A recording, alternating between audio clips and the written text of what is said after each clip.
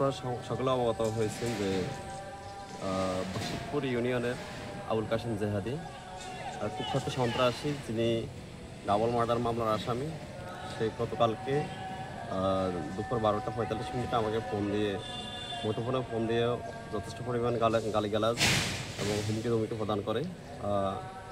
আসলে আমি যখন ব্যবসা করতাম বশিরপুর ইউনিয়নে এবং আমি যখন ছাত্র দলের রাজনীতির সাথে সম্পৃক্ত ছিলাম, তখন আমাকে আমার ব্যবসা প্রতিষ্ঠানে যথেষ্ট পরিমাণ আমাকে হুমকি ধমকি প্রদর্শন করছে এবং আমাকে এই জাতীয়তাবাদী দল করার কারণে, তথা আমি বশিরপুর ইউনিয়ন ছাত্র দলের সিনিয়র ভাইস প্রেসিডেন্ট ছিলাম। ওই সময় আমাদের যেখানে কর্মসূচি হইতো তখন সে আমাকে যথেষ্ট পরিমাণ নির্যাতন করত এবং আমার ব্যবসা প্রতিষ্ঠানে চাঁদা দাবি করত। তো একটা পর্যায়ে তার ভাই আমাকে চাঁদা চাইছিল, তার ভাই লেদা। আমি চাঁদা দিই নাই বিদায় আমার গায়ে হাত দিছে এবং আমাকে যথেষ্ট নির্যাতন করছে। আমার ব্যবসা প্রতিষ্ঠান থেকে আমার টাকা নিয়ে গেছে, মোবাইল নিয়ে গেছে এবং আমি বিভিন্ন সময় এই রাজনীতি করতে গিয়ে আমি যথেষ্ট পরিমাণ নির্যাতনের শিকার হয়েছি তাদের দ্বারা। এবং একটা পর্যায়ে এসে আমি আমার ব্যবসা প্রতিষ্ঠান রেখে ওইখান থেকে আমি চলে আসতে বাধ্য হয়েছি। একমাত্র আমি জাতীয়তাবাদী দলের একজন সক্রিয় কর্মী হয় আমার উপর যথেষ্ট পরিমাণ তারা শারীরিক এবং মানসিকভাবে নিপীড়নের শিকার হইতে হয়েছে তাদের দ্বারা।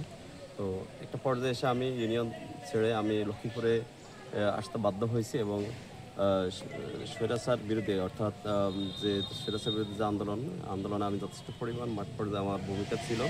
আপনারা যারা মিডিয়ার নিউজ কভার করছে আপনারা হয়তো অনেকে অবগত আছেন।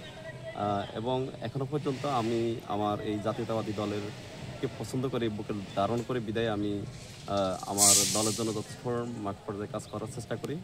কিন্তু সে আমাকে যথেষ্ট পরিমাণ হুমকি দুমকি এবং যে ভয়ভীতি দিচ্ছে প্রতিনিয়ত। এবং গতকালকে আমাকে অসংখ্যবার ফোন দিয়ে আমাকে অনেক হুমকি দুমকি দিচ্ছে এবং আমাকে আমার পরিবারকে মেরে ফেলার হুমকি দুমকি দিচ্ছে। তো আমি আমার দলের যারা আছে তাদের কাছে একটা আবেদন করব, আপনারা যেভাবে আমার পাশে দাঁড়িয়েছেন এবং আমার পাশে আমাকে সহযোগিতা করতেছেন, আমি আশা করব ঠিক তেমনিভাবে আপনারা সকলে মিলে ঐক্যবদ্ধ হয়ে কাশেম জেহাদির বিরুদ্ধে আপনারা অবস্থান নেবেন। আমরা যে ফ্যাসিস্ট বিদায় করেছি, নতুন করে কোনো ফ্যাসিস্ট বা তাদের দোসরদেরকে আমরা কোনোভাবে যেন আমরা সুযোগ না দিই, প্রত্যেকে যেন ঐক্যবদ্ধ হয়ে এদের বিরুদ্ধে আমরা যেন ব্যবস্থা গ্রহণ করি। ইনশাআল্লাহ ওদেরকে মোকাবেলা করা সহজ হবে আমাদের পক্ষে। হ্যাঁ, আমি আইনগত ব্যবস্থা নিছি, মামলা প্রক্রিয়াধীন। আশা করি ওনাদের কাজ করতেছে, আমাদের দলীয়ভাবে সবাই আমাকে সহযোগিতা করতেছে। আমার লক্ষ্মীপুর জেলা যুবদল আমার পাশে দাঁড়িয়েছে। ইনশাআল্লাহ আমি তাদের প্রতি সন্তুষ্ট।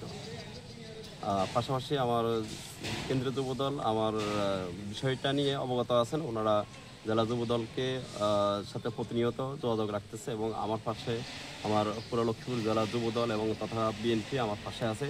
আমি আমার এই জাতীয়তাবাদী দলের প্রতি আমি কৃতজ্ঞ। আমি চেষ্টা করব দলের জন্য আমি আমার বাকিটা সময় দিয়ে দেওয়ার জন্য।